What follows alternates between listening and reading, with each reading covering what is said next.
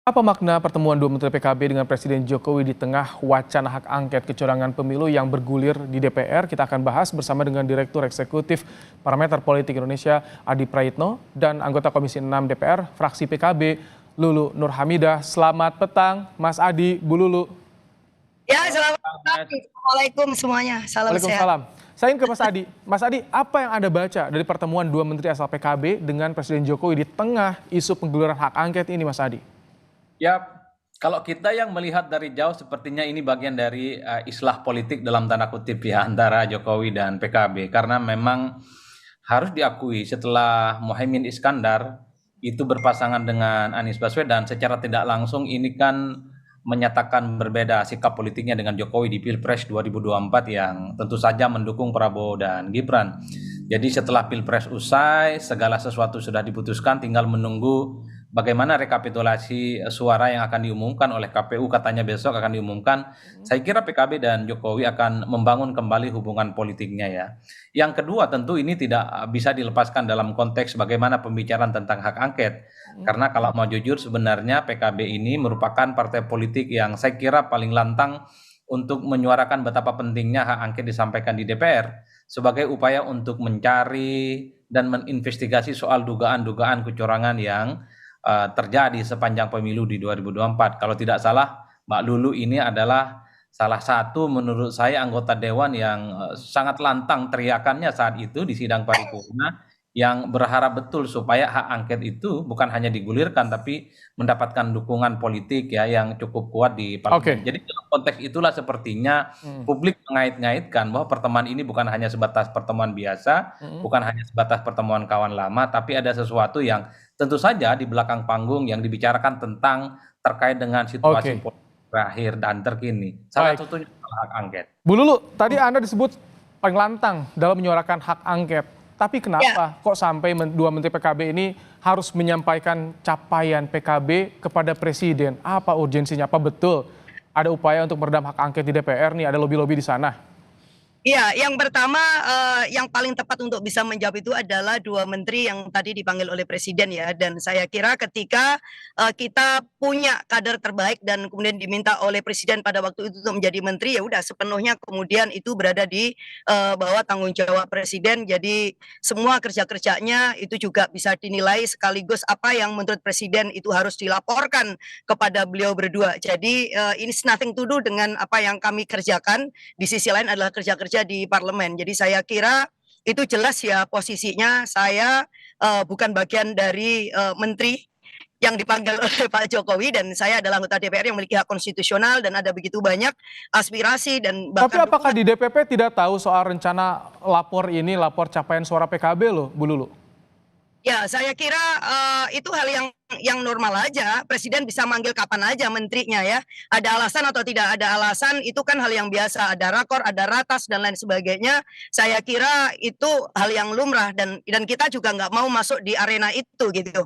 Makanya kenapa kayak ini tadi aja saya itu live sebenarnya persis di halaman DPR dan saya baru menjumpain ada ribuan para anggota masyarakat ya saya kira dan para tokoh yang ada di sana dan tetap meminta agar kita mengusung hak angket dan saya kira ini yang akan kita terus perjuangkan. Oke, Mas Adi tadi selain pertemuan itu tapi ada juga yang menarik soal Jokowi titip salam ke Caimin lewat Abdul Halim Iskandar. Apa yang Anda baca dari ini? Ya saya kira pesan politiknya sederhana bahwa Pak Muhaimin Iskandar atau Gus Muhaimin dalam konteks ini masih dianggap sebagai partner koalisinya Jokowi. Sekalipun misalnya berbeda sikap dalam konteks Pilpres di 2024, tapi setidaknya terkait dengan hak angket, tapi setidaknya terkait dengan situasi politik jelang penetapan hasil resmi yang akan diumumkan oleh KPU, ya rasa-rasanya memang Presiden punya intensi bahwa partner-partner koalisinya saat ini, sekalipun misalnya di Pilpres kali ini tuh punya beda pilihan politik yang berbeda-beda, kembali untuk saling berkoalisi, saling bekerja sama satu sama yang lain. Tapi kalau kita melihat dari jauh Mas ya, apapun yang terjadi pembicaraan di belakang panggung antara dua menteri dari PKB dan Muhaimin Iskandar dan Pak Presiden tentu saja kita berharap hak angket ini tidak layu sebelum berkembang, hak angket ini tidak masuk angan karena hanya karena lobby-lobby politik yang terjadi pada hari ini. Karena publik sebenarnya ingin tahu soal kecurangan yang dituduhkan kepada salah satu calon di Pilpres 2024. Ini soal bagaimana menyelamatkan demokrasi ke depan, bukan lagi soal bagaimana melakukan kompromi politik ya di sisa pemerintahan Pak Jokowi. Oke, jadi kalau soal hak angket Bu Lulu sudah sampai mana sejauh ini di fraksi PKB sendiri? Ya kalau di fraksi PKB alhamdulillah ya, kalau dukungan dari anggota-anggota saya kira udah lebih dari cukup sebagai sebuah syarat untuk mengajukan.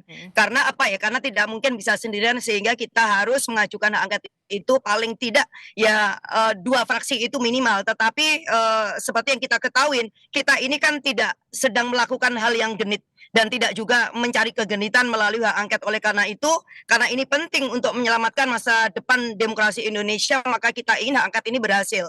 Nah, itu artinya bahwa kita harus mendapatkan dukungan mayoritas dari fraksi yang ada di DPR dari sisi jumlah ya. Jadi pengusulnya boleh 25 orang dan di PKB sampai hari ini ada sekitar 7 atau 10 orang karena terus pihak-pihak anggota kita memberikan support. Nah, tetapi yang kita ingin bahwa proses pengambilan keputusan ini kan bukan hanya dilakukan oleh 25 orang dan ini harus mayoritas. Maka tetap kita dorong dan kita tunggu kalau memang bisa ditunggu fraksi yang menjadi pemenang seperti PDIP itu menjadi bagian yang sudah berjalan bareng-bareng sejak kita akan mengajukan hak angket ini gitu.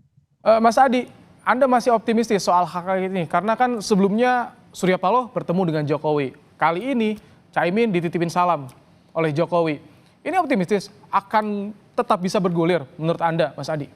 Kalau melihat pergerakan dan statement politik dari kubu nomor 1 khususnya, rasa-rasanya memang hak angket ini sudah mencapai puncak untuk segera diusulkan. Bahkan teman-teman koalisi nomor 1 menyatakan tanpa PDIP sekalipun mereka akan mengorkestrasi dan mencari dukungan politik ya untuk segera diusulkan di DPR. Tapi satu hal, publik sampai saat ini terus menunggu kira-kira kapan secara resmi hak angket ini diusulkan sebagai bentuk hak konstitusional untuk melakukan audit investigatif terkait dengan kedugaan-kedugaan kecurangan yang terjadi sepanjang pemilu. Kalau melihat statement itu, rasa-rasanya sulit bagi saya untuk membantah bahwa kubu nomor 1 khususnya cukup serius untuk menggulirkan hak angket. Tapi itu tadi Mas, tapi politik kita ini kan selalu bergerak cukup dinamis. Pertemuan-pertemuan elit di belakang layar, pertemuan-pertemuan elit di belakang panggung seringkali membuat segala hal tidak terjangkau oleh kita. Hari ini iman politik kubu nomor 1 kuat soal hak angket, tapi siapa yang pernah menyangka pertemuan Jokowi dengan Surya Paloh, pertemuan Jokowi dengan 2 menteri dari PKB, mungkin titip-titip salam bahwa soal hak angket ya mungkin juga minta dibatalkan. Itu memang gaya komunikasi Jokowi yang diperlihatkan terhadap lawan politiknya saat ini. Ya Pak Jokowi ini orang Jawa, tak mungkin meminta secara langsung soal bagaimana kehendak politiknya, terutama kepada partai politik yang tidak sejalan di Pilpres 2024. Tapi satu hal yang saya garis bawahi, ketika Jokowi menitipkan salam ke Muhaimin Iskandar, saya kira ini kan sebagai salah satu bentuk respect, sebagai salah satu bentuk komunikasi yang sedang ingin dibangun oleh Jokowi kepada kawan-kawan PKB. Apapun nanti komunikasi politiknya, entah soal angket, entah soal bagaimana kemungkinan akan berkoalisi setelah ditetapkan siapa yang akan menang jadi pemilu di 2024 dan seterusnya.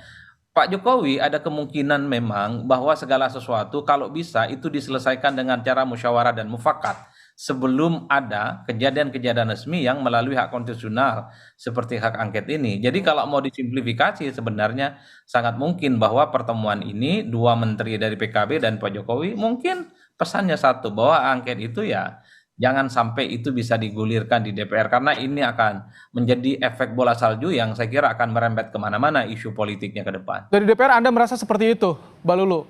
Ada upaya? Silaturahmi kita PKB dengan Pak Jokowi karena kita ini kan bagian dari pemerintahan. Saya kira tetap dijaga ya rulesnya. Jadi saya kira itu satu hal. Tetapi bahwa kerja politik sekali lagi karena kita ingin tidak ada pengulangan di mana kemudian demokrasi bisa dicurangin, itu menjadi sangat penting dan tidak boleh kemudian ada abuse of power di masa-masa yang akan datang. Nah, ketika kita punya komitmen seperti ini, maka kemudian tidak berarti ketika kemudian kita menjaga satu sisi hubungan silaturahmi lalu kemudian ini ditafsir sebagai cara kita untuk menghentikan hak angketnya. Biarkanlah ini 2 hal yang berjalan. Jadi kerja politik kita di DPR biarkan berjalan karena ini memang juga mekanisme dan juga menjalankan fungsi check and balances terhadap pemerintah dan ini adalah hak konstitusional. Nah, soal kemudian 2 menteri PKB karena itu menterinya PKB mau kemudian dipanggil kapan aja sehari 3 kali itu kan sah-sah saja gitu. Termasuk kemudian menanyakan keluarga, menanyakan tentang kesehatan, menanyakan tentang partainya, saya kira itu hal yang sangat normal dan itu menurut saya tidak istimewa, tidak Oke, istimewa. tak istimewa. Tapi Biasa. Mas Adi, Caimin bakal luluh nggak usai pertemuan kemarin dengan dua menteri PKB? Kalau melihat kecenderungan secara umum, mazhab politik PKB ini kan wasatiyah. Dia mazhab politiknya moderat, tidak terlampau menginginkan bahwa nuansa politik itu konfrontatif. Kalau ada sesuatu yang bisa dikomunikasikan, bisa dinegosiasikan sebelum segala sesuatunya misalnya pecah kongsi betul antara Jokowi dan PKB khususnya dalam konteks hak angket atau dalam konteks bagaimana konstelasi politik ke depan, tentu urun rembuk komunikasi politik, pertemuan dengan menteri-menteri PKB ini bisa dilakukan secara simultan. Karena bagi saya, kalau ini hanya urusan menteri dengan presiden, mestinya tidak heboh. Karena memang hanya perkara biasa, menteri bertemu dengan presiden, berdialog, berdiskusi, tanya tentang kesehatan, apakah puasa ataupun tidak. Ini perkara biasa. Yang ramai itu karena terjadi di tengah bagaimana PKB merupakan partai politik yang begitu agresif menyuarakan soal bagaimana hak angket ini bisa direalisasikan di DPR. Dan Oke. pada saat bersamaan ada dugaan-dugaan bahwa ya ke depan kalau betul Prabowo Subianto dan Gibran yang ditetapkan sebagai pemenang Pilpres, bukan tidak mungkin PKB itu akan diajak serta dalam koalisi 5 tahun yang akan datang. Karena posisi PKB tentu sangat strategis ya. Pertama adalah sebagai replika dari politik kawan Nahdliin. Yang kedua perolehan suaranya Oke, dalam kami tangkap. Partai Islam ya paling signifikan. Baik, Bu Lulu, kalau Anda melihat Caimin bakal luluh nggak usai pertemuan kemarin Jokowi dengan dua menteri PKB? Bakal luluh tidak nih Caimin? Saya kira Caimin sangat menghargai setiap inisiatif dan juga kerja-kerja politik kami ya. Itu satu hal. Jadi ketika kemudian saya berteriak di rapat paripurna dan bahkan sampai detik ini itu kan dalam posisi di mana dua menteri kita udah bertemu dengan Pak Jokowi atau dengan presiden. Dan saya kira nggak ada yang kemudian tidak tahu apa yang kemudian kami kerjakan di halaman DPR dan ketemu dengan barisan para pejuang tentang hak angket. Dan saya kira inilah yang akan terjadi. Oke. Jadi saya kira terlalu dini kalau bicara tentang keluluhan. Pertama, pemilu juga belum selesai, KPU juga belum memutus. Kemudian langkah-langkah secara hukum, mungkin tim Amin juga sudah menyiapkan. Di sisi lain, kerja politik kami di DPR ini kan jalan terus. Baik, terima kasih Bu Lulu Nur Hamidah, anggota DPR dari fraksi PKB, dan juga Mas Adi Prayitno, Direktur Eksekutif Parameter Politik Indonesia, telah bergabung dalam Kompas Petang sore hari ini.